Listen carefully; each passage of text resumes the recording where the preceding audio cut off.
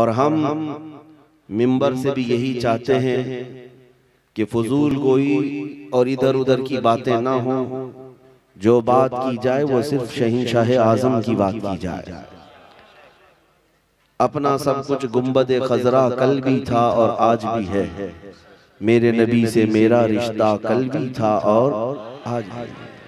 بتلا دو گستاخ نبی کو غیرت سنی زندہ ہے، بتلا دو گستاخ نبی کو غیرت سنی زندہ ہے، ان کے نام پہ مر مٹنے کا جذبہ کل بھی تھا اور آج بھی ہے۔ عزیزان گرامی وقار، مسلمانوں کو اگر کوئی چیز زندہ رکھتی ہے، تمہیں آباد رکھ سکتی ہے، تو یہ تمہارے چہرے کی رونق کوئی چیز بن سکتی ہے، تو وہ کھانا پینا نہیں، کاجو بادام نہیں، خون کا دوران بھی نہیں۔ تمہیں اگر کوئی چیز تر و تازہ رکھتی ہے تو صرف عشق محمدی ہے، وہ صرف اور صرف میرے مصطفیٰ کریم صلی اللہ تعالیٰ علیہ وسلم کی لازوال محبت ہے۔ ایک بہت بڑے یہودی عالم نے لکھا ہے، جس نے 3 بار پی ایچ ڈی کی ہے مسلمانوں پر، اور اس نے کہا کہ میں غرناطہ، بغداد، مراکش، لیبیا، کئی جگہوں کے مسلمانوں کے حالات پر میں نے پی ایچ ڈی کی ہے۔ ان مسلمانوں کو کئی مرتبہ مارا گیا، کاٹا گیا، پیٹا گیا، ان کو ٹکڑوں میں بدل دیا گیا، ان کو اجاڑ دیا گیا، بغداد کتنی مرتبہ تباہ کیا گیا، قاہرہ اجاڑ دیا گیا، مسلمانوں کی کئی سلطنتوں کو تہس نہس کیا گیا، لیکن وہ کہتا ہے آج پھر سے مسلمان متحد نظر آتے ہیں، پھر سے مسلمانوں کے چہروں پر وہی رونق نظر آتی ہے۔ ان کو بڑی بڑی طاقتیں، چنگیز ہو، ہلاکو ہو، پتہ نہیں کون کون سے ظالم آئے، ان کے کھوپڑیوں سے مینار تک تعمیر کر دیا، ان کے خون سے دریائے دجلہ کو لال تک کر دیا، لیکن آج پھر ہم جس چپے میں بھی دیکھتے ہیں یہ مسلمان اپنی شان کے ساتھ نظر آتے ہیں۔ آج بھی ان کی مسجدوں سے، میناروں سے اذان کی آواز ویسی گونجتی ہے جیسے 1400 سال پہلے گونجتی تھی۔ آخر کون سی چیز ہے جو ان کو 1000 ٹکڑوں میں تبدیل ہونے کے بعد بھی ایک چیز جمع کر دیتی ہے؟ ان کو بے اولاد کرنے کے بعد، ان کے بچوں کو یتیم کرنے کے بعد، ان کی بیویوں کو بیوہ کرنے کے بعد، پھر کون ہے جو انہیں جمع کرتا ہے؟ کون سا بادشاہ ہے جو انہیں جمع کرتا ہے؟ اس ربی یہودی نے اپنی کتاب میں لکھا ہے یہ مسلمان 1000 بار ٹوٹیں، 1000 بار بکھریں، ان کو کوئی بادشاہ جمع نہیں کر سکتا۔ ان کو جو چیز جمع کرتی ہے وہ تاجدار مدینہ کی محبت ہے۔ اسی کو تو اقبال نے کہا تھا یہ فاقہ کش موت سے ڈرتا نہیں ذرا، روح محمدی اس کے بدن سے نکال دو۔ یورپ کیا کہتا ہے جانتے ہیں؟ پورے یہودی یہ کہتے ہیں یہ فاقہ کش موت سے ڈرتا نہیں ذرا۔ مسلمان بھوکا رہتا ہے، پیاسا رہتا ہے، کئی کئی دنوں کے فاقے کرتا ہے اور موت سے بھی نہیں ڈرتا۔ آج پوری دنیا میں اگر سب سے زیادہ بے خوف کوئی جیتا ہے موت سے، وہ صرف مسلمان، صرف مسلمان ہے۔ اور کیوں نہ جیے موت سے؟ ہمیں بھلا کیا ڈر؟ موت تو آتی ہے پیغام وصلت لے کر کے، ہمارے لیے موت کوئی خوفناک پیغام نہیں ہے۔ مومن جیتا ہی ہے اس رات کے انتظار میں کہ ملک الموت آئے اور میرے نبی سے مجھے قریب کر دے۔ ہاں، موت مومن کے لیے دردناک حادثہ نہیں ہے، خوفناک بھیانک حادثہ خواب نہیں ہے۔ مومن جیتا ہے کہ وہ اپنے نبی پاک سے ملاقات کرے، اسی لیے شاعر نے کہا ہے شب گور بھی اسی گل سے ملاقات کی رات، یعنی قبر کی رات بھی جو ہے مومن کے لیے اس گل سے ملاقات کی رات ہوتی ہے۔ میں جو بات عرض کر رہا تھا وہ یہ ہے کہ اقبال کہتا ہے یہ فاقہ کش موت سے ڈرتا نہیں ذرا، روح محمدی اس کے بدن سے نکال دو۔ اسلام کو دے کر کے عجم کے، عرب کو دے کر کے عجم کے تخیلات، اسلام کو حجاز و یمن سے نکال دو۔ پورے یہودیوں نے یہ فیصلہ کیا کہ اگر ان کو ختم کرنا ہے دین سے تو ان کے چہرے نوچ کر کے نہیں، ان کی مسجدیں توڑ کر کے نہیں، ان کے بچوں کو قتل کر کے نہیں، یہ پھر آباد ہوتے رہیں گے۔ ان کو اگر ختم کرنا ہو تو ان کے سینے سے وہ محبت مصطفیٰ ختم کرو، یہ خود مر جائیں گے۔ آج دنیا اسی پر پوری طاقت صرف کر رہی ہے۔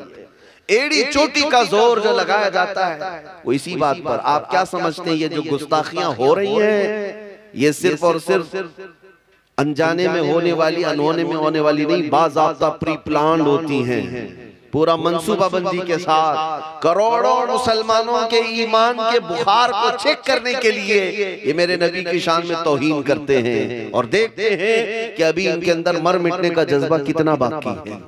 پھر جب ہر جگہ سے آواز آتی ہے تو 100 سال کے لیے درندے پھر سو جاتے ہیں، پھر سوچتے ہیں کہ نہیں ابھی یہ مومن زندہ، ابھی یہ مسلمان زندہ ہیں۔ جس دن مسلمان میرے نبی پاک کی شان میں توہین برداشت کرنے لگ جائے تو دنیا سمجھ جائے گی کہ یہ مرے ہوئے لوگ، یہ مرے ہوئے ہیں۔ اب ان کی مسجدیں کیا، خانقاہیں کیا، درگاہیں کیا، ان کی عورتیں بچے کیا، سب مٹا دو، یہ کچھ نہیں کر سکیں گے۔ اس لیے کہ تاریخ گواہ ہے جو قوم اپنے نبی پاک کے لیے نہیں کھڑی ہو سکتی وہ اپنے اولاد اور بچوں کے لیے بھی کبھی نہیں کھڑی ہو سکتی، نہ اپنے عزت کے لیے نہ اپنے گھر بار کے لیے، کبھی نہیں۔ تمہارے اندر اگر اللہ تعالیٰ نے آج طاقت و قوت عطا کیا ہے تو اس لیے کہ تم اس کے محبوب کی امت ہو، اور اللہ تبارک و تعالیٰ نے ایک وعدہ فرمایا ہے کان حقا علینا نصر المؤمنین، ہم نے اپنے اوپر لازم دیا ہے کہ مدد کریں گے تو ایمان والوں کی مدد کریں گے۔ اللہ تعالیٰ کی مدد تمہارے ساتھ ہے، لہٰذا اے مسلمانوں ایک بات میری سن کر کے چلو اور پھر میری گفتگو آگے بڑھاتا ہوں۔ آج یہ آپ کے جینے اور مرنے کا فیصلہ ہے، آج آپ کا وہ ٹرننگ پوائنٹ ہے کہ یہاں سے اگر خطا کر گئے تو برسوں چلے جائیں گے۔ یہ موڑ ایسا آ چکا ہے، پورے ہندوستانی مسلمانوں سے میں مخاطب ہوں، یہ ایسا ٹرننگ پوائنٹ ہے کہ یہاں سے اگر مڑ گئے غلط راستے کی طرف تو برسوں چلے جائیں گے واپس آنے کے لیے۔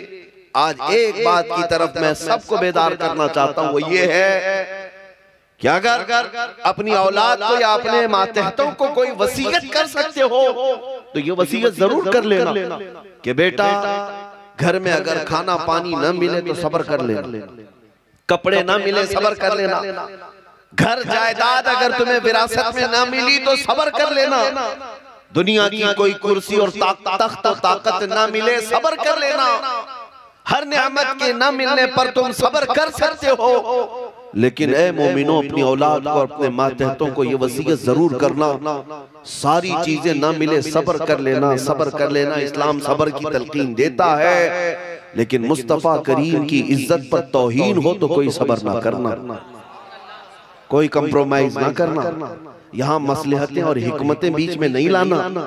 جیسے آج بعض وہ زرخرید لوگ، ہو سکتا ہے ہماری جماعت میں وہ غدار منافقین بیٹھے ہوں جن کو ایسا لگتا ہے کہ نبی پاک کی توہین بھی ایک عام سی بات ہے، ہوتی ہے تو ہو لینے دو، ہم اپنے امن و شانتی کی بات کریں گے۔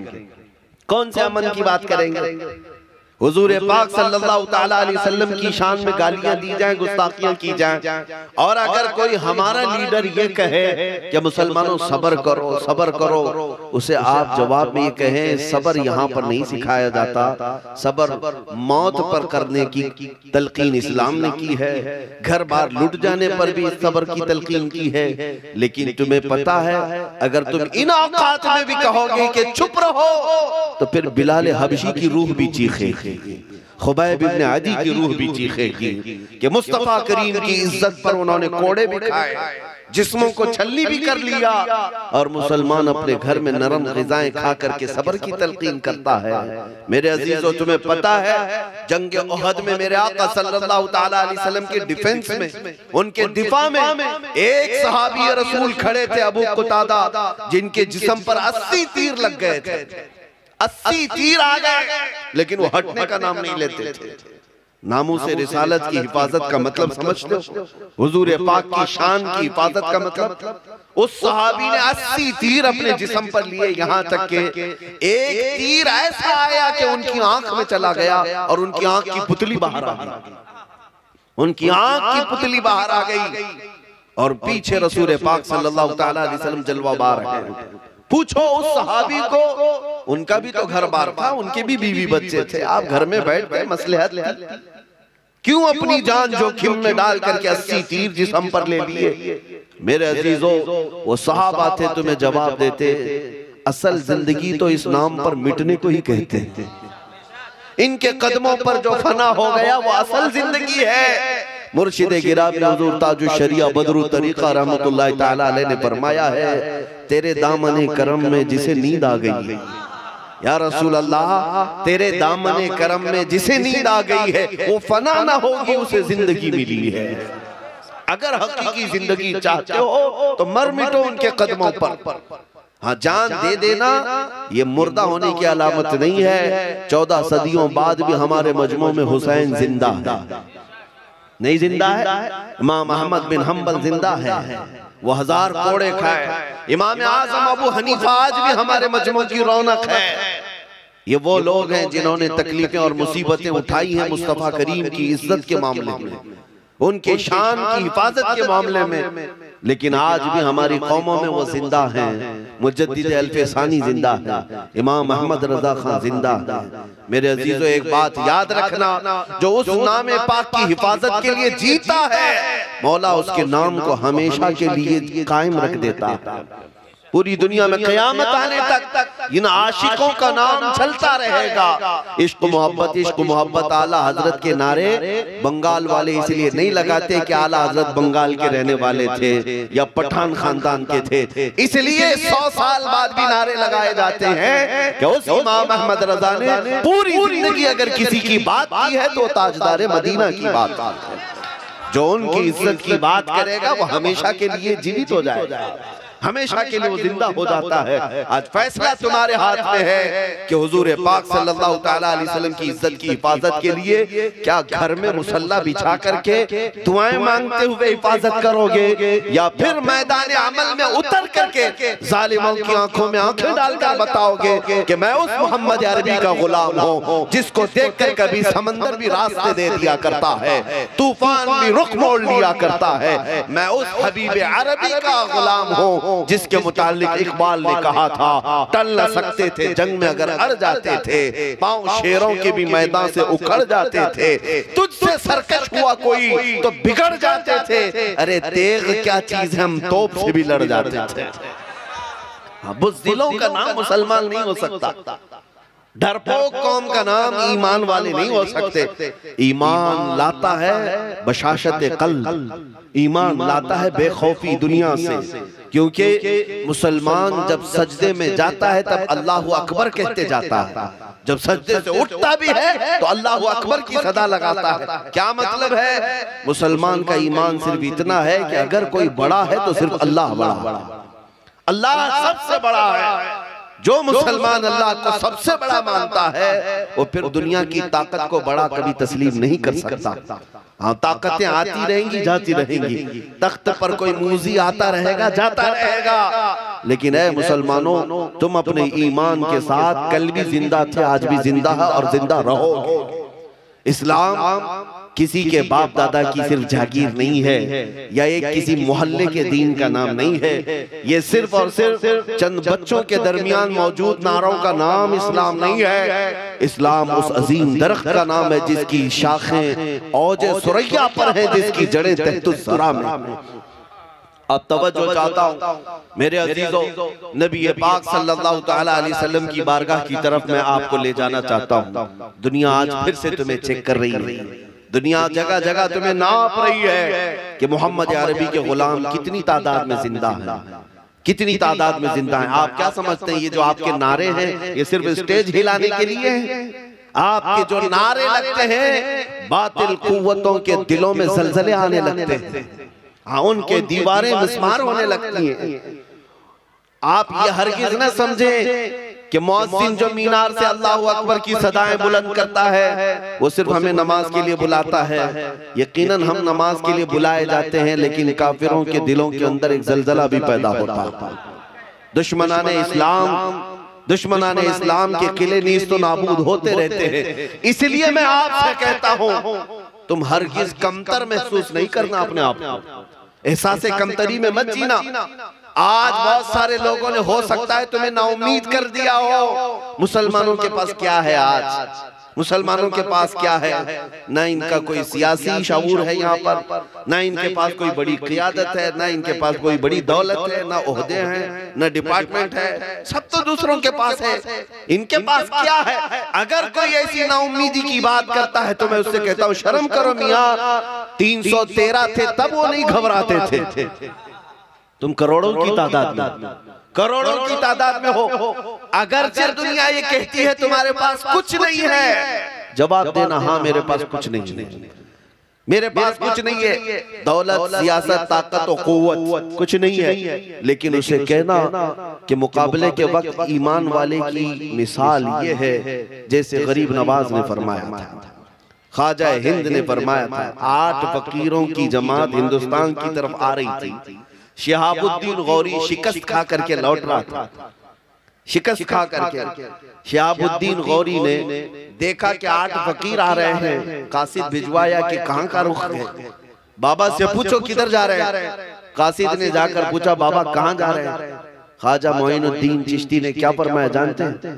فرمایا ہندوستان فتح کرنے جا رہا ہے، 8 فقیروں کی جماعت ہندوستان فتح کرنے کی بات کر رہی ہے، وہ ہنسا اور کہا بادشاہ میری اتنی بڑی فوج ہے، ہاتھی گھوڑے ہے، ساز و سامان ہے، تلوار ہے، ہتھیار ہے، اور میں شکست کھا کر کے جا رہا ہوں، اور گدڑی پہنے ہوئے 8 فقیر کہتے ہندوستان فتح کرنے جا رہے ہیں۔ خواجہ معین الدین چشتی رحمت اللہ علیہ نے فرمایا ہاں شہاب الدین تو گیا تھا ہاتھی گھوڑے تلوار کے بھروسے پر، معین الدین صرف اللہ اس کے رسول کے بھروسے پر جاتا ہے، اور جس کے پاس یہ طاقت ہے وہ دنیا کی سب سے بڑی طاقت ہے۔ اے مسلمانوں، میں آپ کو یہی کہنا چاہتا ہوں، نا امید مت ہونا، رہنے دو دنیا کے پاس ساری طاقتیں، لیکن اللہ ہمارے ساتھ ہے، رسول پاک ہمارے ساتھ ہیں، دنیا کی سب سے بڑی طاقت تمہارے پاس ہے، وہ اللہ رب العزت ہے، لہذا خوف نہ کر۔ اعلیٰ حضرت فاضل بریلوی رضی اللہ تعالیٰ عنہ نے کس قدر تمہیں حوصلہ دیا جانتے؟ جو ڈرپوک لوگ ہیں، جو ڈرے سہمے ہوئی باتیں کرتے ہیں، ان کو اعلیٰ حضرت نے کہا تھا خوف نہ رکھ رضا ذرا، تو ہے عبد مصطفیٰ، خوف نہ رکھ رضا ذرا، تو ہے عبد مصطفیٰ، تیرے لیے امان ہے، تیرے لیے امان ہے، آپ کے لیے دنیا میں بھی امان ہے، آخرت میں بھی امان ہے۔ میں آپ کو بتاتا ہوں اے مسلمانوں، یہ علماء اہل سنت مشائخ ہمارے سروں کے تحت، آج ابھی کوئی کمی نہیں آئی ہے ہندوستان میں۔ ایک بات یاد رکھنا، نا امیدی کی طرف لانے والوں کو میں بار بار کہتا ہوں کہ مسلمانوں کو یہ کہہ کر کے نہ ڈرایا جائے کہ اب تمہارا کوئی نہیں ہے، میرے عزیزو آج بھی تمہارے ساتھ ویسی ہی مدد آئے گی جیسے مدینے کے تاجدار ہر جگہ مدد فرمایا کرتے ہیں، کیونکہ تم گنہگار ہو سکتے ہو لیکن غدار ابھی نہیں بنے۔ کیا اپنے نبی کے غدار ہو کوئی؟ ہاں ہم مانتے ہیں گناہ ہم سے ہوئے ہوں گے، گنہگار ہونا اور ہے، غدار ہونا اور ہے، غدار ہم میں سے نہیں ہوا ہے۔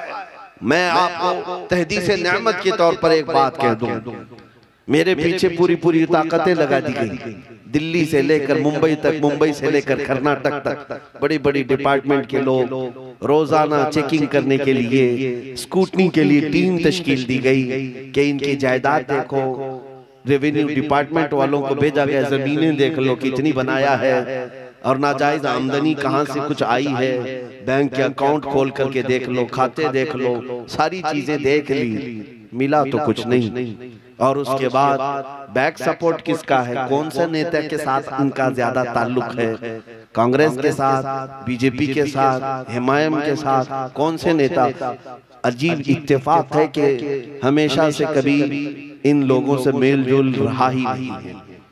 عام سی بات میں آپ کو بتاؤں، ہمارا کسی بھی نیتا سے کوئی تعلق زیادہ رہا ہی نہیں، اگر کوئی مسلمان ہے تو سلام کلام، یا کوئی دوسرے بھی ہیں اتفاق پڑ گیا بس، کبھی ایسا نہیں ہے کہ ہم نے کسی سیاسی طاقت کا سپورٹ لیا ہے، آج تک نہیں۔ میں آپ کو بتاؤں، ہمارے ایک چاہنے والے شاگرد ہیں، ان کے پاس ڈپارٹمنٹ کے کچھ لوگ کہہ رہے تھے کہ آخر یہ مولانا کو کون سپورٹ کرتا ہے، کون بیکنگ کرتا ہے۔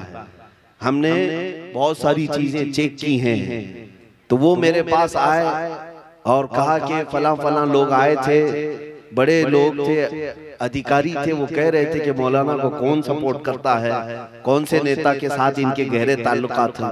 میں نے کہا میرے میاں ان کو سب کچھ پتا ہے، میری فون ریکارڈنگ تک رکھتے ہیں، ساری چیزیں پتا ہے، پھر پوچھنے کی کیا بات ہے، لیکن اگر پوچھتے ہیں تو جاؤ انہیں جواب دے دو، زندگی گزر جائے گی، ناک رگڑ جائے گی، تمہیں پتہ نہیں چلے گا کہ بیکنگ کون کرتا ہے، نہیں پتہ چلے۔ کہ ان کی بیکنگ کون کرتا ہے، سپورٹ کون کرتا ہے۔ وہ گھبرایا ہمارا شاگرد اور کہا کیا کوئی سیکریٹ مسئلہ ہے، باہر کی کوئی طاقت ہے؟ ہم نے کہا میاں وہ یہاں کی بات کر رہا ہے، یہاں کی بات کر رہا ہے، دنیا کی۔ ہمیں اعلیٰ حضرت کے گھرانے نے قیامت کے دن بھی سکھایا، قیامت کے دن کے بارے میں بھی ہم ڈرتے نہیں ہیں کہ امام زمن فاضل بریلوی کے برادر گرامی حسن رضا بریلوی فرماتے ہیں ڈھونڈا ہی کریں صدر قیامت کے سپاہی۔ تم یہاں کی بات کرتے ہو، ہم قیامت کی بات کر رہے ہیں۔ ڈھونڈا ہی کریں صدر قیامت کے سپاہی، وہ کس کو ملے جو تیرے دامن میں چھپا ہو۔ ہمارا بس اتنا ہی ہے کہ جو رسول پاک کے دامن میں چھپا ہوا ہو اس کے لیے بیکنگ، سپورٹ اور دنیا کی کسی چیز کی ضرورت نہیں، اللہ اور اس کے رسول اس کے لیے کافی۔ میرے عزیزو، آپ سب کو میں اسی بات کی دعوت دینا چاہتا ہوں کہ حضور پاک صلی اللہ تعالیٰ علیہ وسلم کے ساتھ وفا کرنا سیکھو، وفا کرنا سیکھو کہ اگر ان کے نام کا تم نے کلمہ پڑھا ہے تو پورے کے پورے حضور کے ہو جاؤ۔ ان کے جو ہم غلام تھے خلق کے پیشوا رہے ہیں۔ آپ کو پتا ہے حضور کی غلامی سے جو ہٹ گئے تو ہر جگہ بے عزتی پر آ گئے، ہر جگہ تم سے ساری چیزیں چھین لی جانے لگی۔ آپ اس بات کو سمجھ کر کے چلو کہ بلال حبشی کو میرے آقا صلی اللہ علیہ وسلم نے بھرے مجمع میں فتح مکہ کے دن 10,000 کے مجمع میں خانہ کعبہ کی چھت پر چڑھایا تھا۔ بلال حبشی سے کہا اذان دو، وہاں اور بھی صحابہ تھے لیکن بلال کو کیوں چڑھایا گیا؟ حضرت بلال کو کعبے کی چھت پر چڑھا کر اذان دینے کا حکم ہوا، آپ نے اذان دی۔ میرے عزیزو، بزرگان دین فرماتے ہیں اس میں یہ میسج دینا تھا، اے لوگوں دیکھو یہی وہ بلال ہے جس کے پیروں میں رسی ڈال کر تم مکہ میں کھینچتے تھے، یہی وہ بلال ہے جس کے سینے پر تم گرم سل رکھتے تھے، یہی وہ بلال ہے جس کو آگ کے انگاروں میں تم لٹا کر کے اس کا دین پھیرنے کی کوشش کرتے تھے، اور ہر بات میں یہ مصطفیٰ مصطفیٰ کرتا تھا، عہد کرتا تھا۔ آج آؤ اے دنیا والوں دیکھو جس نے مصطفیٰ کی محبت میں اپنی پیٹھ پر زخم کھایا ہے، مولا تعالیٰ نے اس کو کعبے کی چھت پر پہنچایا۔ تمہارا یہ مقام ہے اے مومنو، ان کی محبت میں، ان کی یاد میں جس نے تکلیفیں بھی اٹھائی، مولا اسے عروج بخشتا ہے، اسے بلندیاں عطا کرتا ہے، پھر اس کی بلندی تک کوئی پہنچ بھی نہیں سکتا۔ اسی لیے صحابہ نے کہا تھا جب تک بکے نہ تھے تو کوئی پوچھتا نہ تھا، جب تک بکے نہ تھے تو کوئی پوچھتا نہ تھا۔ یا رسول اللہ تم نے خرید کر ہمیں انمول کر دیا، اگر تم انمول ہونا چاہتے ہو دنیا میں ایک بار بازار مصطفیٰ میں بک جاؤ، حضور کے ہو کر کے رہ جاؤ، پھر دنیا تمہاری قیمت نہیں لگا سکتی۔ تمہاری بڑی بات ہے جوتیوں کی بھی قیمت نہیں لگا سکتی، حضور کے ہو کر کے دکھاؤ۔ آج مجھے افسوس اس بات کا ہے کہ وہ نوجوان جو لبیک یا رسول اللہ کے نعرے بھی لگاتا ہے، میرے مصطفیٰ پر مر مٹنے کے دم بھرتا ہے، ہم میں سے ہر کوئی یہ کہتا ہے کہ یا رسول اللہ میری جان آپ کے لیے حاضر ہے، لیکن میں آپ سے پوچھنا چاہتا ہوں اے نوجوانوں، حضور پر جب جان دے سکتے ہو تو کچھ گناہ کیوں نہیں چھوڑ سکتے؟ وہ گناہ جنہوں نے تمہیں رسول پاک سے دور کر رکھا ہے، اپنے محلوں میں اپنے گھروں میں کیوں انہیں بسا کر کے رکھے ہو؟ کیا مسلمان کی یہ شان ہے کہ وہ سوئے تو گانے کی دھن پر سوئے، اٹھے تو گانے بجاتے ہوئے اٹھے؟ کیا یہ مسلمان کی شان ہے کہ اس کے ہاتھ میں تاش کے پتے آئیں؟ کیا یہ ایک غلام مصطفیٰ کی شان ہے کہ شراب کی بوتلیں اس کے ہاتھ میں آئیں، گالی گلوچ اس کی زبان سے نکلے؟ کیا یہ ایک مسلمان کی شان ہے کہ وہ نکڑ پر کھڑے ہو کر کے عورتوں کے اوپر نظر دوڑائے، کسی کے گھر کی عزت کو تار تار کرے؟ ہرگز نہیں ہو سکتا، ہرگز نہیں ہو سکتا۔ تو پھر اس کا مطلب یہ ہے کہ تم راستہ بھٹک رہے ہو اور میرے مصطفیٰ سے بے وفائی کرنے جا رہے ہو۔ حضور پاک صلی اللہ تعالیٰ علیہ وسلم کا وفادار، میں آپ کو بتاؤں وہ لوگ جو پہلے مکہ میں عورتوں کی عزت لوٹ لیا کرتے تھے اور نیلام کرتے تھے بازاروں میں عورتوں کو لا کر، لیکن میرے مصطفیٰ کریم صلی اللہ علیہ وسلم نے ایسا انقلاب لایا، ایسا انقلاب۔ حضرت ابوبکر صدیق کے زمانے میں، یہ ایکو بند کر دیں، حضرت ابوبکر صدیق رضی اللہ تعالیٰ عنہ کے زمانے میں ایک خاتون ہے، وہ یمن جانا چاہتی ہے، یمن جانا چاہتی ہے، اس نے ایک چٹھی بھیجی ابوبکر صدیق کے نام پر کہ مجھے صحیح سلامت یمن جانے تک کا راستہ دے دیا جائے. یہ مسلمانوں سے مجھے ڈر لگ رہا ہے. یہودی عورت ہے, حضرت ابوبکر صدیق نے 2 جوان صحابہ کو اس کے حوالے کر دیا, ایک اونٹنی دے دیا, کہا کہ اس خاتون کو صنعاء یمن پہنچنے تک تم اس کی نگہبانی کرو. یہ 2 جوان تھے, وہ عورت کے ساتھ ہو گئے. عورت کہتی مجھے ڈر لگنے لگا کہ یہ مسلمان ہیں, پتہ نہیں کیا کر دیں گے میرے ساتھ, اور راستے میں مجھے پکڑ کر مار دیں یا کیا ہو جائے گا.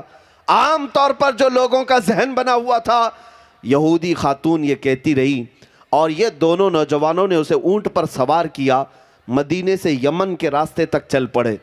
جب بیچ میں کوئی چوکی آتی, چیکنگ پوائنٹ آتا, تو وہاں پر بھی صحابہ ہوا کرتے. وہ پوچھتے کون ہے اوپر اور تم کس طرف جا رہے ہو.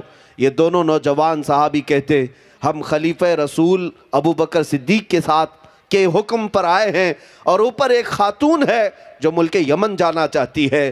تو اوپر آنکھ اٹھا کر کے بھی کوئی وہاں سے نہیں دیکھتا تھا, آنکھ بھی نہیں اٹھاتے. اس طرح یہ راستہ طے ہو گیا. یمن آ گئی وہ عورت. توجہ چاہتا ہوں, جب یمن پہنچی تو اپنے خاندان والوں کو جمع کر کے کہتی ہے, اے لوگو آؤ, میں ایک بات آج تمہیں بتا دوں. میں مدینے سے گھبرا کر کے نکلی تھی کہ کہیں مسلمان میری عزت پر حملہ نہ کریں. میں اپنے خاندان میں آنا چاہتی تھی یمن میں, لیکن آج تم سب کے سب گواہ ہو جاؤ.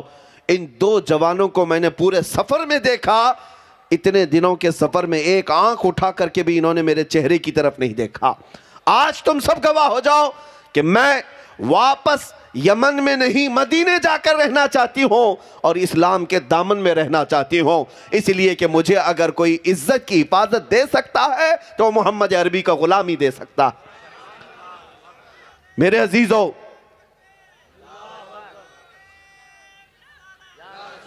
دنیا کو آج بھی یہ بتانے کی ضرورت ہے کہ تم عورتوں کی عزت پر ڈاکہ ڈالنے والی قوم میں سے نہیں, بلکہ محمد عربی کے غلام ہیں جو ہر عورت کو بہن سمجھ کر اس کی عزت کی حفاظت کرتے ہیں. یہ دوسروں کے دلوں میں اگر محبت آ سکتی ہے تمہارے اخلاق سے آئے گی, مصطفیٰ کریم صلی اللہ تعالیٰ علیہ وسلم کی پیروی کرنے سے آئے گی. مجھے وہ بات بھی یاد آتی ہے, آج ان دجالی میڈیا کو پروپیگنڈا کرنے دو, تمہارے متعلق 1000 پروپیگنڈا کرنے دو کہ یہ آتنکوادی ہیں, یہ دہشت گرد ہیں, یہ ٹیررسٹ ہیں, ان کو سوئی بھی ملے تو بم لگنے لگ جائے, ان کو 8 سال کا بچہ بھی بڑا مجاہد لگنے لگ جائے. ان کے حالات یہی ہیں. انہوں نے ایڑی چوٹی کا زور لگایا ہے اور اسی بات پر قسم کھا کر بیٹھے ہیں کہ اگر بگاڑیں گے کسی کا چہرہ تو صرف مسلمان کا بگاڑیں گے. ان کو 1000 کوششیں کرنے دو, لیکن اے مسلمانوں, اخلاق و کردار تو تمہارے ہاتھوں میں ہے, محبت کے طریقے اور سلیقے تمہارے ہاتھوں میں ہے. افغانستان کی سرزمین کی بات کر رہا ہوں, 2012 آج سے تقریباً 8-9 سال پہلے کی بات, کہ وہاں پر نیٹو فوجیں اپنے قدم جمائی ہوئی ہیں. ہر ملک کی فوجیں وہاں پر, ان پر رسہ کشی چل رہی تھی. طاقت کے بل بوتے پر امریکہ, یورپ, پتہ نہیں کتنی فوجیں وہاں پر موجود تھی. ایک ایسا انسیڈنٹ, ایک ایسا واقعہ پیش آیا. ایک خاتون رپورٹر ہے, وہ امریکہ کی رہنے والی, جو رپورٹنگ کرنے کے لیے افغانستان کے میدان میں گئی تھی. کہ حالات دیکھیں, وہ روزانہ رپورٹنگ کرتی تھی کہ کہاں کیا کیا حالات ہیں. نیوز والی ایک عورت صحافیہ, لیکن اس کے ساتھ ایک دن ہوا یہ کہ شام کا وقت تھا, وہ ایک جگہ سے اکیلی آ رہی تھی, 2 یا 4 فوجیوں نے اس پر حملہ کر دیا, اور وہ فوجی کوئی وہاں کے نہیں تھے, یہ نیٹو افواج میں سے تھے. انہوں نے اسے پکڑنے کی کوشش کی اور اس کے کپڑے پاڑ رہے تھے. وہ کسی نہ کسی طرح اپنی ہوس کا شکار اسے بنانا چاہتے تھے, لیکن وہ عورت نے چیخ پکار کیا تو اچانک 2 نوجوان جو مسجد کی طرف جا رہے تھے, مسلمان تھے, وہ دوڑتے ہوئے آئے. تو جیسے ہی وہ آئے, وہ فوجی اپنے راستے چلے گئے, کیونکہ عزت کا معاملہ تھا, آواز اٹھنے لگ گئی تھی. 2 ہی نوجوانوں نے اس خاتون کو پکڑا اور لے جا کر کے ایک کمرے میں بٹھا دیا. وہ چہرے والے تھے, ٹوپی والے تھے, نماز کے لیے جا رہے تھے. اب یہ خاتون لکھتی ہے کہ ہمارے فوجی جو حملہ کیے تھے, تھوڑی دیر کے لیے مجھے کشمکش تھی, لیکن اس سے زیادہ ڈر تو یہ افغانی مسلمانوں سے تھا. مجھے پتہ نہیں اب یہ تو آتنکواد لوگ ہیں, یہ تو دہشت گرد ہیں، اب یہ تو میری بوٹیاں ہی تقسیم کریں گے، اب میرے ساتھ کیا کریں گے؟ وہ خاتون کہتی ہے ڈری سہمی ہوئی اپنے کمرے کے اندر بیٹھی رہی، دروازہ بند تھا، رات کا وقت ہوا تو اچانک دروازہ کھلا، کھانے کا ایک برتن اندر کسی نے کیا اور پھر دروازہ بند کر لیا۔ میں نے کھانا کھا لیا، تھوڑی دیر کے بعد پھر دروازہ کھلا، عورتوں کے زنانہ لباس کسی نے اندر کیے اور پھر دروازہ بند کر لیا۔ میں نے نہیں دیکھا کون آ رہا ہے کون جا رہا ہے، کھانا بھی آیا کپڑے بھی آئے، میں اسی کمرے میں کھانا بھی کھائی کپڑے بھی پہنے۔ دوسرا دن آیا، برابر وقت پر دروازہ تھوڑا کھلتا اور کھانا آتا پھر بند ہو جاتا۔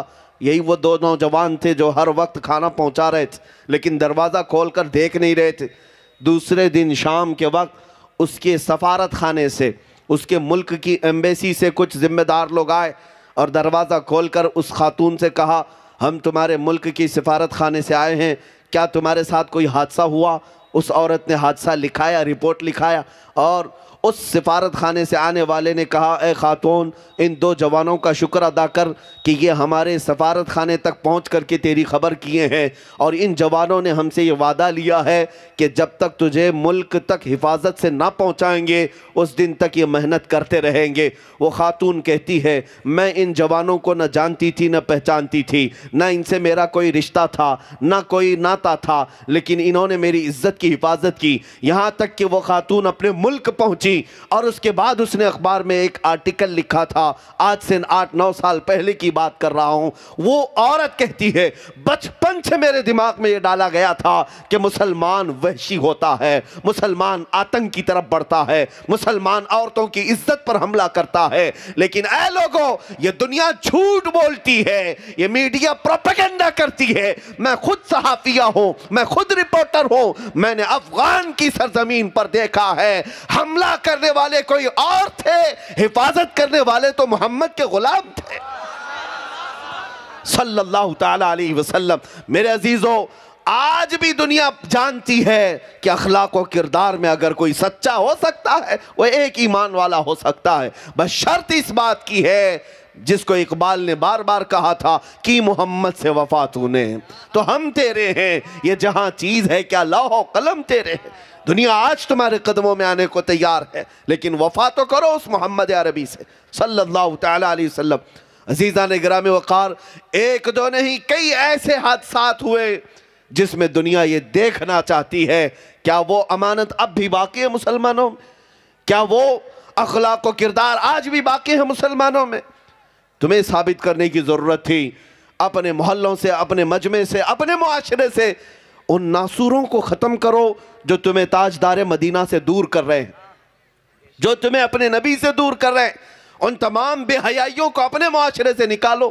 حضور پاک صلی اللہ تعالیٰ علیہ وسلم کی محبت میں جینے مرنے والا مسلمان کبھی ایسی چیز کو اپنے گھر میں پنپنے نہیں دے سکتا جو اسے مصطفیٰ کی رضا میں خلل پیدا کرے۔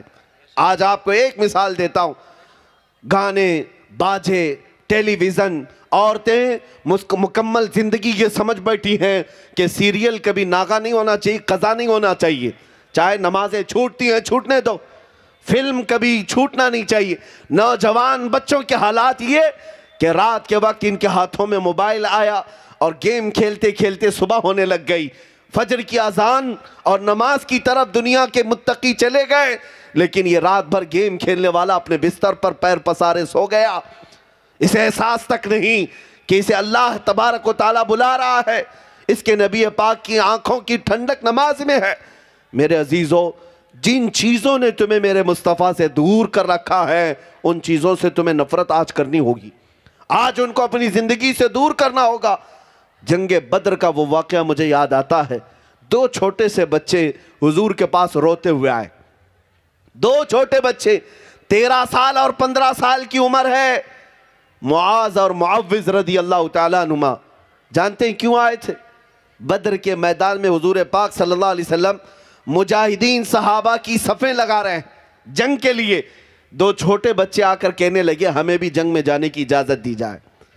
میاں یہ کرکٹ کھیلنے کی بات نہیں، کسی والی بال اور فٹ بال کی بات نہیں، جان ہتھیلی پر لے جانے کی بات ہے، اور ظاہر سی بات ہے جب جنگ کے میدان میں کوئی پہنچتا ہے تو پتہ نہیں کہاں سے تیر چلے اور کب کس کی گردن پر تلوار آئے، لیکن وہ دو بچے روتے ہوئے حضور کی بارگاہ میں آئے، ہمیں جانے کی اجازت دی جائے، بچوں پر جہاد فرض نہیں۔ حضور پاک صلی اللہ تعالیٰ علیہ وسلم نے ان کے اس جذبے کو دیکھ کر فرمایا ٹھیک ہے جاؤ، تمہیں اجازت دی جاتی ہے۔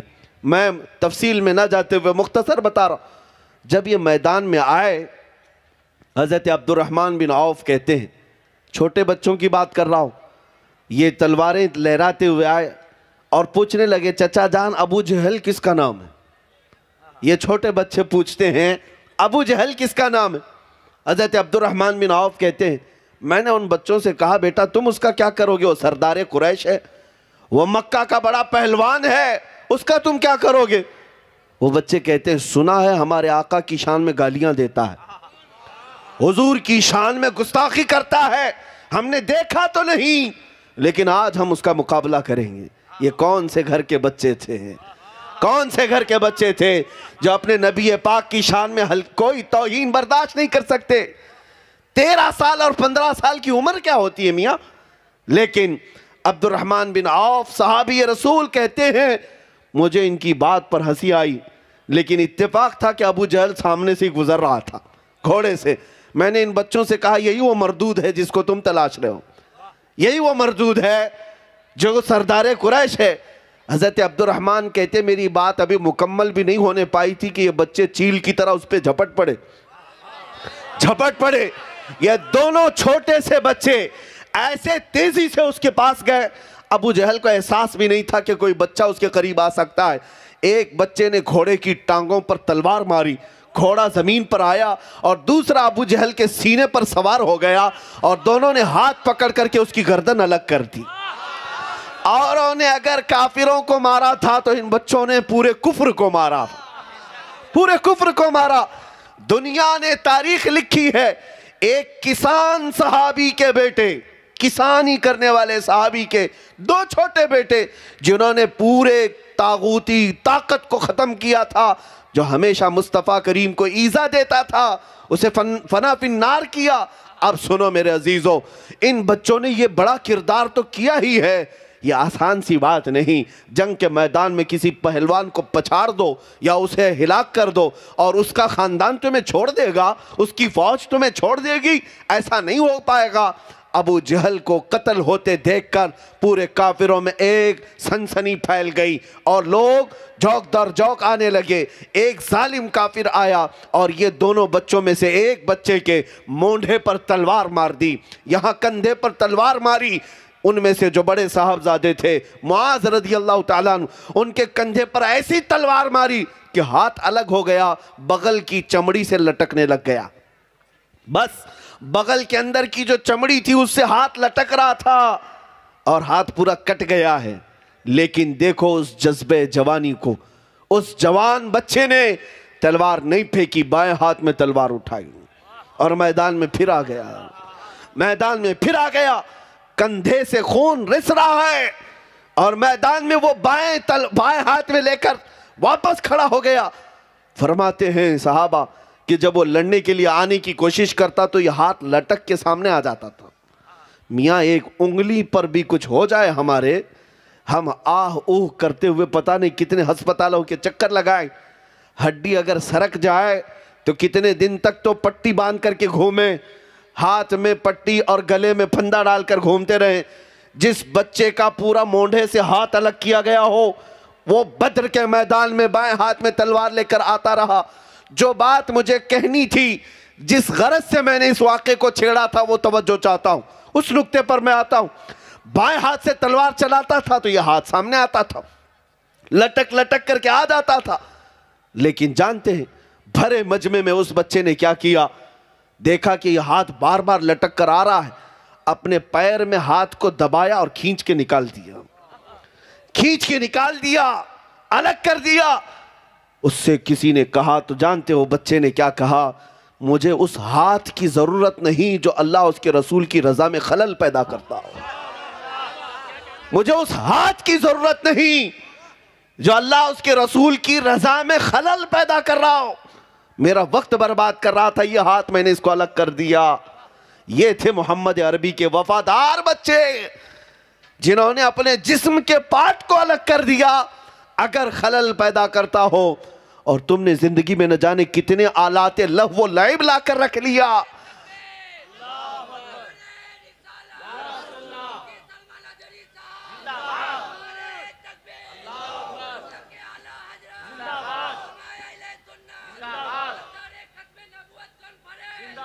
میرے عزیزوں، آج ہمارے گھروں سے وہ خوشبو آنی چاہیے تھی۔ آج ہمارے گھروں سے یہ بچے کہاں کے تھے؟ بدر کے میدان میں یہ دونوں بعد میں شہید ہو گئے، معاذ بھی اور معوذ بھی، دونوں شہید ہو گئے۔ 14 شہیدوں میں بدر کے اگر نام آتا ہے تو ان دونوں کا بھی نام آتا ہے۔ میرے مصطفیٰ کریم کی حرمت پر، عزت پر مر مٹنے والے وہ بچے کہاں سے پیدا ہوئے تھے؟ جانتے ہیں ان کے باپ کو جب کہا جاتا تمہارے 2 چھوٹے بچے گئے تو وہ مسکرا کر کہتے تھے کہ میرے گئے نہیں، مصطفیٰ نے قبول کیا ہے، اللہ رب العزت نے قبول کیا ہے۔ اگر میرے اور 100 بچے ہوں تو ان قدموں پر میں نچھاور کر دوں۔ یہ انہی گھروں سے بچے مل سکتے ہیں جن گھروں کی ماؤں نے انہیں مصطفیٰ کریم کے نغموں کی لوریاں سنائی ہوں، حضور کی محبت میں انہیں سلایا ہو۔ یہ انہی گھروں کے بچے ہو سکتے ہیں جہاں کی تربیت یوں کی جاتی ہو، میں سو جاؤں یا مصطفیٰ کہتے کہتے، کھلے آنکھ میری صلی علی کہتے کہتے۔ مسلمانوں، آج ہمیں بدلنے کی ضرورت ہے، آج ہمیں تبدیلی کی ضرورت ہے۔ ہمارے گھروں کی طرف جو آج ظالموں کی نظریں اٹھی ہیں وہ صرف اسی وجہ سے۔ دیکھو ایک بات یاد رکھیں، شیر جب تک شیر رہتا ہے ہر کوئی اس سے خوف زدہ رہتا ہے، اور شیر اگر کتوں کی حالت پر آ جائے تو ہر کوئی اس پر حملہ بھی کر سکتا ہے۔ تو کتے بننے کی کوشش شیر کو نہیں کرنا چاہیے۔ شیر کی حیثیت الگ ہے، وہ الگ انداز سے رہتا ہے۔ جب شیر اپنی شیری بھول جائے تو اس کے ساتھ کتوں جیسا سلوکی کیا جاتا ہے، کوئی بھی اس کو پکڑ لے گا، کوئی بھی اس کے ساتھ کچھ بھی کر لے گا۔ محمد عربی صلی اللہ تعالیٰ علیہ وسلم کے غلام دنیا میں وہ ہوتے تھے کہ تم دوسروں کے اخلاق نہیں قبول کرتے بلکہ اپنی چھاپ دوسروں پر چھوڑ دیا کرتے۔ تمہاری پرچھائیوں پر دوسری قومیں اپنے راستے طے کرتی تھیں، تمہارے نقش قدم پر دنیا چلتی تھی۔ آج تم غیروں کی تقلید پر چلے گئے۔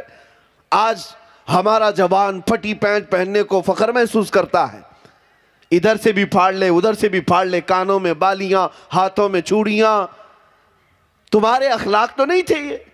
تم نے ظالموں کو ٹی وی پر ناچتے ہوئے دیکھا، ان کے برے اخلاق کی پیروی کرنے لگ گئے۔ تمہیں پتہ نہیں تمہارا چہرہ تو تاجدار مدینہ کی امانت ہے، حضور پاک کے غلام ہو، دنیا کو یہ بتاتے۔ آج مجھے حیرت ہوتی ہے، کئی نوجوان اس بات سے کتراتے ہیں کہ میاں داڑھی چہرے پر اچھی نہیں لگتی۔ کیوں؟ 4 لوگوں کے ساتھ اٹھنا بیٹھنا رہتا ہے، کام کاج ہے، ہمارا بزنس ہے، جاب ہے، اور پھر لوگ ہمیں تانا مارنے لگیں گے۔ تم ان 4 لوگوں کے لیے جیتے ہو یا بتاؤ اس محمد عربی کے لیے جیتے ہو؟ اس رسول پاک صلی اللہ تعالیٰ علیہ وسلم کا خیال نہیں کیا؟ دنیا کے ان تانوں کی فکر تو تمہیں ہو گئی۔ میں آپ سے کہنا چاہتا ہوں، ٹھیک ہے، اچھی بات ہے۔ ایک نوجوان سے میرا مکالمہ ہوا تھا، میں نے اس سے کہا تھا کہ بیٹا دنیا میں جس کا تو فین ہے، جس کے کیریکٹر کو بہت زیادہ پسند کرتا ہے، کوئی خان ہو، پٹھان ہو، کوئی بھی ہو، جس کے ہیئر اسٹائل تو اپناتا ہے، اس کے کپڑے تو پہنتا ہے، ایک بات کرتے ہیں، مرنے کے وقت تو بھی ایک چٹھی لکھ دینا اس کو، جس کا تو فین ہے، جس فلمی ایکٹر اور ہیرو کا تو مقلد ہے، چاہے وہ خاتون ہو چاہے وہ نوجوان ہو، دونوں سن لے، ان کو ایک خط لکھ دینا کہ میں دنیا سے جا رہا ہوں، میں جا رہا ہوں، قبر میں جاؤں گا، اگر منکر نکیر آئیں تو آپ آ جانا، میری مدد کرنا۔ وہ نوجوان ہنسنے لگا، کہا کہ حضرت کیسی بات کر رہے ہیں، کیا وہ کوئی ہیرو اور ایکٹر قبر میں آ کر میری مدد کریں گے؟ تو کہا پھر تو اس کی پوری تقلید کرتا ہے، اس کی طرح چلتا ہے، اس کی طرح بیٹھتا ہے، اس کی طرح کھاتا ہے، اس کی طرح پہنتا ہے، پھر کیوں؟ جب تجھے یہ پتا ہے وہ آ نہیں سکتا تو کیوں اس کے پیچھے چلتا ہے؟ میں نے کہا، اس نے کہا یہ کوئی چٹھی لکھ دیں تو کیا وہ آئے گا؟ کہا تیرا نہیں آتا لیکن میں لکھتا ہوں تاجدار مدینہ کو، میں لکھتا ہوں میرے مصطفیٰ کو، جانے سے پہلے کہتا ہوں یا رسول اللہ میں نے کوشش کی آپ کی سنتوں پر چلنے کی، میں نے چہرہ ویسا بنایا جیسے آپ نے حکم فرمایا، میں نے امامہ اس لیے پہنا کہ آپ پہنتے تھے، یا رسول اللہ آپ کی طرح چلنے پھرنے اٹھنے بیٹھنے اور کھانے کی کوشش کرتا رہا، اب دنیا سے جا رہا ہوں، اگر منکر نکیر آئیں تو میرے آقا آپ آ جانا۔ وہ نوجوان کہتا ہاں وہ تو آ سکتے ہیں۔ اس نوجوان نے کہا وہ تو آ سکتے ہیں۔ کہا نوجوان تجھے جب اتنی سمجھ ہے کہ قبر میں جو آنے والا ہے وہ دنیا دار نہیں آئے گا، وہ مصطفیٰ کریم ہی آئیں گے، تو اسی لیے تو اعلیٰ حضرت نے تجھے سمجھایا تھا آج لے ان کی پناہ، آج مدد مانگ ان سے، آج لے ان کی پناہ، آج مدد مانگ ان سے، پھر نہ مانیں گے قیامت میں اگر مان گیا۔ عزیزان گرامی وقار، حضور پاک صلی اللہ تعالیٰ علیہ وسلم سے وفا کرنا سیکھو۔ میں آج ہمارے مجمع میں اور ہمارے محلوں میں پنپنے والی ان خرابیوں کا بھی ذکر کرنا چاہتا ہوں جن کے ہاں تربیت نام کی کوئی چیز نہیں رہ گئی۔ اولاد کو اس طرح سے پالا جا رہا ہے جیسے لگتا ہے کہ ان سے ہمارا کچھ ہونا ہی نہیں ہے۔ ہر بچہ پیدا ہونے کے بعد یہی تمنا کہ اس کو ڈاکٹر بنایا جائے، انجینئر بنایا جائے، بعد میں چل کر کے وہ ڈاکو بھی بن جائے، فرق نہیں پڑتا۔ تربیت اسی انداز سے کی جا رہی کہ بچہ فراٹے دار انگریزی بولنے والا ہونا چاہیے، لیکن باپ نے یہ توجہ کبھی نہیں کی کہ میرے مصطفیٰ کی چند حدیثیں بھی اسے یاد ہو جائیں۔ ان جوانوں کا حال تو یہی ہے، فلمی ڈائیلاگ اور گانے تو انہیں یاد ہیں، پکڑ کر کے پوچھ لینا کیا تجھے تیرے نبی پاک کی زبان سے نکلے ہوئے کلمات بھی یاد ہیں؟ تو ٹی وی دیکھ کر کے ان کے ڈائیلاگ تو اپنا لیتا ہے، یاد کر لیتا ہے، اپنے نبی پاک کے اخلاق و کردار اور ان کی حدیثیں آج تک کیوں نہیں یاد ہو پائی؟ میرے عزیزوں کچھ تو ہمیں انصاف کی ضرورت ہے۔ انصاف کرو میرے آقا صلی اللہ تعالیٰ علیہ وسلم کی محبت کے ساتھ۔ میں ان صحابہ کی بات کرتا ہوں جنہوں نے صرف باتیں نہیں کی تھی، باتیں نہیں، اپنا سب کچھ نچھاور کیا۔ ایک خاتون مدینے کی دوڑتی ہوئی آئی جب حضور پاک جہاد میں جا رہے تھے، 1.5 سال کا بچہ لے کر آئی۔ توجہ چاہتا ہوں، 1.5 سال کا بچہ لے کر آئی، کہا یا رسول اللہ اس کو اپنے ساتھ قبول کر لیں۔ صحابہ دیکھ کر حیرت میں تھے، دودھ پیتا ہوا بچہ ایک عورت لے کر کے آ گئی، یہ میدان جہاد میں جانے والے صحابہ کے ساتھ۔ حضور صلی اللہ تعالیٰ علیہ وسلم نے اس سے پوچھا کہ خاتون یہ کیا ہے؟ اس عورت نے کہا آقا آپ کی عزت پر سوال آیا، مدینے کے ہر گھر کا جوان باہر نکل پڑا، لیکن افسوس ہے میرے گھر میں کوئی مرد نہیں ہے، میرے شوہر کا انتقال ہو چکا، میرے گھر میں کوئی اور مرد نہیں سوائے اس 1.5 سال کے بچے کے، یہ دودھ پیتا ہے، میں نے سوچا کہ اسی کو آپ کی بارگاہ میں پیش کر دوں۔ پوچھا کسی صحابی نے اس کا کیا ہوگا؟ توجہ چاہتا ہوں، مدینے کی ان خواتین پر لاکھوں سلام، کروڑوں سلام۔ وہ خاتون کہتی ہے میں جانتی ہوں میرا بچہ چل نہیں سکتا، تیر و تلوار نہیں چلا سکتا، لیکن یا رسول اللہ آپ اپنے کسی مجاہد صحابی کے ہاتھ میں یہ بچہ دے دیں، جب دشمنوں کی طرف سے تیر چلیں تو میرا بچہ ڈھال کے کام تو آ سکتا ہے، میرا بچہ ڈھال کے کام آ سکتا ہے۔ یہ قربانیاں تھیں ان مدینے والوں کی، انہوں نے سب کچھ لٹا کر کے بھی کہا تھا جان دی ہوئی اسی کی تھی، حق تو یہ ہے کہ حق ادا نہ ہوا۔ آج کچھ نہ پیش کر کے اگر ہم عاشق رسول ہونے کا دعویٰ کریں تو میرے عزیزو ضمیر ملامت کرتا ہے، ضمیر ملامت کرتا ہے۔ صرف نعروں کا نام ہی اگر عشق رسول ہوتا تو آج دنیا میں پتہ نہیں کتنا بڑا انقلاب آ گیا ہوتا۔ ہمارے اتنے عظیم نعرے ہیں، صرف نعروں کا مطلب عشق رسول نہیں ہے۔ یہ شہادت گہ الفت میں ہے قدم رکھنا، لوگ آسان سمجھتے ہیں مسلمان ہونا۔ مصطفیٰ کریم صلی اللہ تعالیٰ علیہ وسلم کی محبت اگر حقیقت میں ہے تو کچھ چیزیں تو تمہیں چھوڑنا ہوگا۔ دنیا کے اخلاق و کردار کو ٹھوکر مارو، آؤ اور دنیا کو بتاؤ سب سے زیادہ حسین چہرہ دنیا کا اگر کوئی ہے تو وہ گنبد خضرا والے کا ہے۔ کیا تمہیں اس بات کا یقین نہیں ہے؟ ہر بندہ مسلمان یہی کہتا ہے میرے نبی کے اخلاق سب سے عمدہ، میرے نبی کا چہرہ سب سے اعلیٰ۔ جو تمہارے پاس سب سے عمدہ اخلاق والے، سب سے اچھے چہرے والے رسول ہیں تو پھر دنیا داروں کی پیروی کرنا تو مجھے سمجھ میں نہیں آتا، پھر کسی اور کی طرف دیکھنا تو سمجھ میں نہیں آتا۔ اے نوجوانوں، تمہاری آنکھیں کب بے حیا ہو گئیں؟ تم عورتوں کے حسن میں مبتلا ہو گئے؟ یا اگر کوئی نوجوان دین سے غافل ہو کر صرف ایک لڑکی کے چکر میں بے دین ہو گیا اور ان خواتین سے بھی میں کہتا ہوں جو جوان بچیاں ہیں، تم کسی کے چہرے پر فدا ہو گئی یا کسی کے چال چلن پر اور گھر بار چھوڑ کر بھاگنے پر بیٹھ گئی، تو میں پوچھنا چاہتا ہوں اب تک تمہارے دلوں میں ایمان ہی نہیں آیا اور تم نے تاجدار مدینہ صلی اللہ تعالیٰ علیہ وسلم کو دیکھنے کی تڑپ ہی نہیں رکھی۔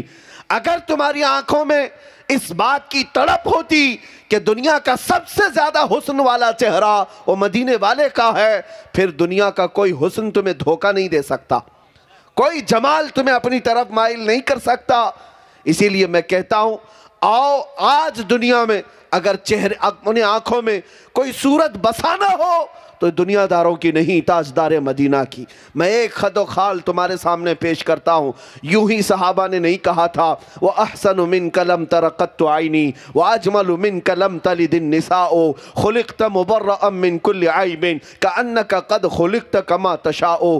حسان بن ثابت جو صحابی رسول ہیں کہتے ہیں یا رسول اللہ آپ سے زیادہ حسین میری آنکھوں نے دیکھا نہیں، آپ سے زیادہ خوبصورت کسی ماں نے جنا ہی نہیں۔ اور وہ صحابہ یوں کہتے تھے پکار کر کے اللہ نے آپ کو ہر عیب سے پاک پیدا کیا ہے، جیسے آپ کی مرضی تھی مولا نے اس شان سے آپ کو پیدا کیا۔ اے مسلمانوں، آج جو ہمیں دنیا دھوکہ دے رہی ہے وہ صرف اسی بات پر دے رہی ہے، تمہیں کبھی پیسے کی لالچ، کبھی سیاست کی لالچ، یا پھر خوبصورتی اور حسن و جمال کی لالچ۔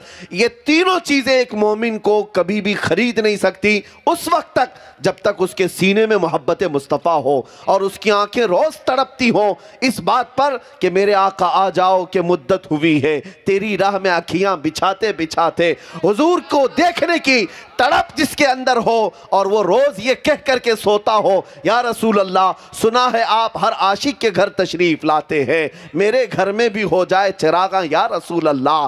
جس مومن کی یہ تڑپ ہو کہ میں دیکھوں گا تو مصطفیٰ کے حسن کو دیکھوں گا، میرا یقین یہ ہے پوری دنیا نہ اسے حسن میں مبتلا کر سکتی ہے، نہ مال و دولت سے خرید سکتی ہے، نہ حکومت و سیاست سے اسے بدل سکتی ہے۔ صرف اور صرف شرط یہ ہے اپنی آنکھوں میں تڑپ اور تمنا پیدا کرو تو اس مصطفیٰ کو دیکھنے کی تڑپ پیدا کرو۔ شہزادہ اعلیٰ حضرت حجت الاسلام بلکہ مفتی اعظم ہند کی یہ بات یاد رکھنا، ان بزرگوں کو جو تقوی حاصل تھا وہ آنکھوں کی اسی تڑپ کی وجہ سے، ان کو جو عشق حاصل تھا مصطفیٰ سے اسی آس اور تمنا کی وجہ سے مفتی اعظم نے بارگاہ الہی میں یوں دعا کی تھی کچھ ایسا کر دے میرے کردگار آنکھوں میں، ہمیشہ نقش رہے روئے یار آنکھوں میں، انہیں نہ دیکھا تو کس کام کی ہیں آنکھیں کہ دیکھنے کی ہے ساری بہار آنکھوں میں۔ میرے عزیزو، حضور پاک صلی اللہ تعالیٰ علیہ وسلم کی تڑپ جب تک تمہارے آنکھوں میں نہیں آئے گی یہ دنیا بار بار تمہیں ٹھوکر دیتی رہے گی، بار بار تمہیں دھوکہ دیتی رہے گی۔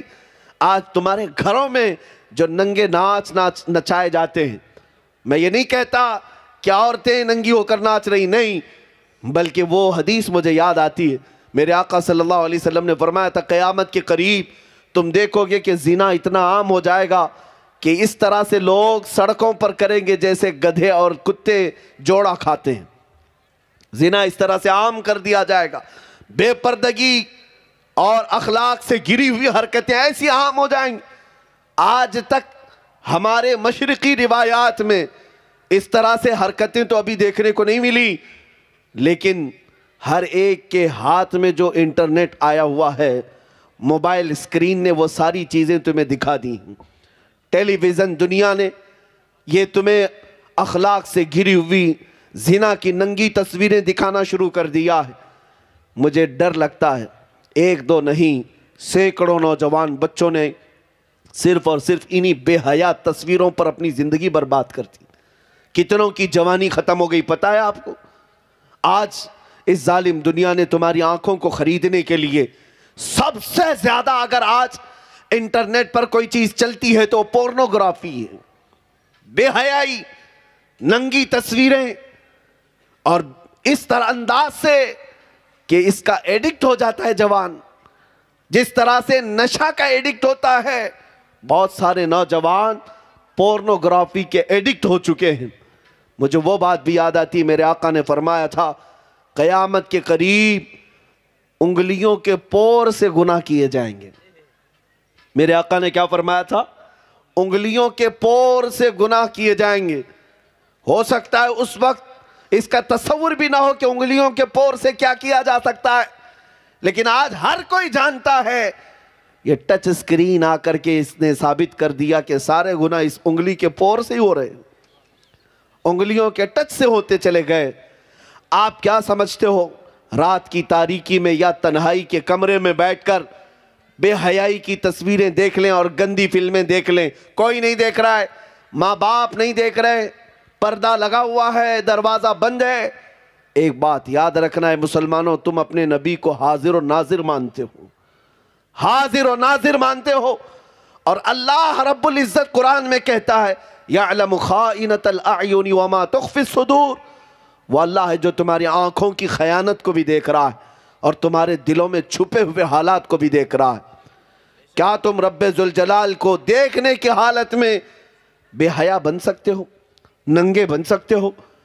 آج میں ان باتوں پر توجہ اس لیے دے رہا ہوں کہ آج ہمارے بچوں کو اگر کسی چیز نے برباد کیا ہے تو اسی دنیا نے برباد کیا. اس سے بچنے کا طریقہ کیا ہے؟ اس سے باہر آنے کا طریقہ کیا ہے؟ جو نوجوان انٹرنیٹ کی دنیا میں اپنے اخلاق تباہ کر کے بیٹھے ہوئے ہیں، اس سے باہر کیسے آئیں گے؟ ایک ہی نسخہ ہے، ایک ہی علاج ہے. ان آنکھوں کو تڑپ اور تمنا دے دو تاجدار مدینہ کو دیکھنے کی. ایک بار اس چہرے پاک کو دیکھنے کی تڑپ پیدا کرو. دیکھنا حضور کو دیکھنے کی جو آنکھیں ہیں نا، وہ پھر بے حیا کبھی نہیں ہو سکتی، وہ بے حیا نہیں ہوں گی. میرے عزیزو، چھپی ہوئی باتیں تو دور کی ہیں، یا مجمع کی بات تو دور کی ہے، وہ تنہائی میں بھی آنکھ اٹھا کر کے کبھی اجنبیہ کی طرف نہیں دیکھے گا، اس لیے کہ وہ آنکھیں بچا کر رکھتا ہے کہ مجھے حسن مصطفیٰ کو دیکھنا ہے، نبی پاک کو دیکھنا ہے. آؤ میں تمہیں بتا دوں، اس رسول پاک صلی اللہ تعالیٰ علیہ وسلم کا تصور جب تک تم اپنے ذہن و دماغ میں نہیں لاؤ گے، تب تک یہ دنیا بار بار تمہیں ٹوچن مارتی رہے گی، دھوکہ دیتی رہے گی. تم روز توبہ کرتے ہو، پھر تنہائی میں جاتے ہو تو گناہ کر بیٹھتے ہو. روزانہ تم اپنے گناہوں سے باز آنے کی بات کرتے ہو، لیکن پھر اکیلا پن محسوس ہوتا ہے، اسی گناہ کی وادی میں چلے جاتے ہو. اس کا علاج یہی ہے کہ تڑپ پیدا کرو، تمنا پیدا کرو کہ مجھے دیکھنا ہے تو پہلے نمبر پر میرے مصطفیٰ کو دیکھنا ہے، میرے آقا کو دیکھنا ہے. اور اسی آس میں دنیا سے چلے جاؤ گے. قسم خدا کی، اگر یہاں دیکھنا میسر نہ بھی آیا کوئی بات نہیں، قبر میں پہنچو گے تو میرے مصطفیٰ کی زیارت ضرور ہوگی، ان کے چہرے جمال جہاں آرا کو ضرور دیکھو گے. آؤ میرے آقا صلی اللہ تعالیٰ علیہ وسلم کے خط و خال پر جن لوگوں نے بھی اپنے اشعار میں لکھا ہے، اس پر میں اپنی گفتگو کو سمیٹتا ہوں.